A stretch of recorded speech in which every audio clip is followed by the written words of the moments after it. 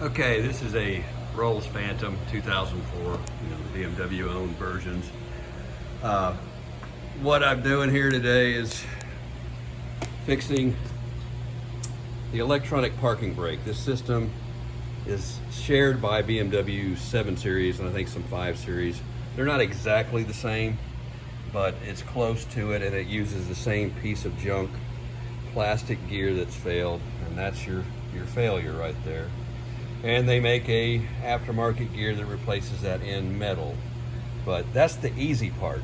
So what you're looking at here is all easy work, and I would say any general mechanic could fix this thing right here.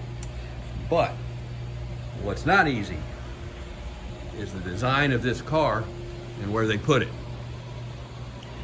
Okay, this thing sits up underneath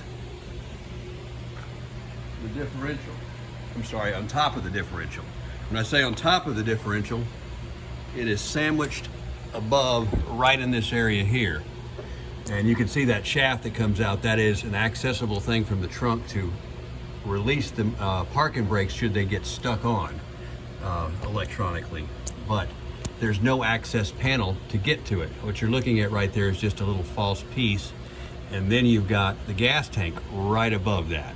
And you could take the gas tank out of the car, which is a big thing, cut a hole in that, and probably work on it from that angle. But I would say that's way worse than we're doing here. So what we've had to do is completely drop the differential down. All the main support bolts are gone on it. It's held and suspended by this jack stand. We are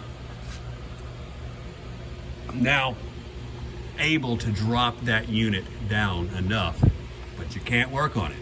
So in order to get out to work on it, you have to pull the cables, and the cables require complete parking brake disassembly and pulling the cables out through their holes, which go in right through here,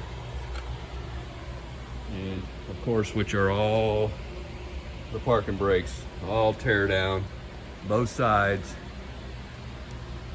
And you can see the differential that's being supported there, hanging there. The exhaust is taken down a little bit too, and we even took 2 support bolts out of the main subframe up in here because we needed a little bit more room to get that thing out of there. All of this is time-consuming work. You said I had to do it twice. I could probably do it a little faster the second time, but it's, for a parking brake job, it's unbelievable work. And it's all because where they put that unit shoved up on top of the differential. So this is a pretty nice car. I think it's got 20-something thousand miles on it. And anyway, it was just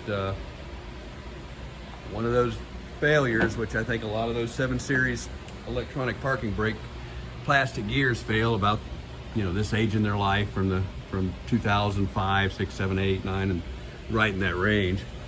And when they fail, what happens is, well, I can just live with that, right? I don't really need the parking brake. But of course, the indicator in the car bings, boops and bings and bangs and says parking brake system failure, and gets annoying. And I guess after a while, you just can't take it anymore, and so you gotta fix it. And when you gotta fix it, this is what you gotta do. And so anyway, we're halfway through the job. Ordered the gear on the unit, which you can get on eBay. They're not expensive at all. I'm talking $25. And I think this is a 40 tooth one. There's a couple of different models, so make sure you have it's a 40 tooth gear, which goes on the Phantom, which is in this deal here, because this is a Rolls-Royce specific part right here, the way they mount this tray up on under that differential. And of course, that area gets hot, and it's just really a stupid place to put this system. And I don't know, every time you work on one of these cars, you just beat your head of what these people were thinking. Anyway, that's kind of the video on a Rolls-Royce Phantom rear parking brake failure. When you press the button or you drive the car for a while, it's going to show that sign that the parking brake doesn't work. So, and 99% of the time it's going to be this plastic gear right there which breaks, and this whole gear system itself is replaceable, which this has to be dissected to get it out, which we haven't done that yet, but we'll get to that when the new part comes in, which is on order. And like I said, that's the easy part. The hard part's going to be putting it back in, dealing with those parking brakes and everything else. So this car's really in good shape. So if you had one of these cars and this went out on it, I suggest at the same time do your rear rotors, do your rear parking brake shoes and rear brake pads all at the same time. So just killed 3 birds with 1 stone.